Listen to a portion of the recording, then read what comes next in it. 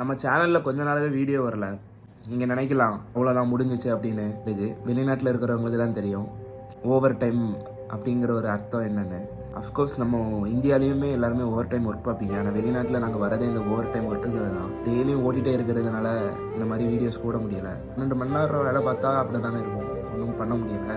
கண்டிப்பாக நம்ம வந்து இந்த ஓவர் டைம் எல்லாமே முடிஞ்சதுக்கப்புறம், கமிட்மெண்ட்ஸ்லாம் முடிஞ்சதுக்கப்புறம் நம்ம வந்து வீடியோ போடுறோம், தவிர்த்து தள்ளுறோம்.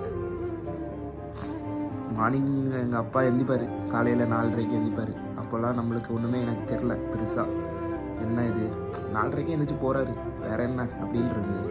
ஆனால் இப்போ தான் அந்த 4:30 மணி அந்த ஒரு டைமுக்கு எனக்கு இப்போ தான் அந்த வேல்யூவான ஒரு அர்த்தம் என்னன்னு புரியுது.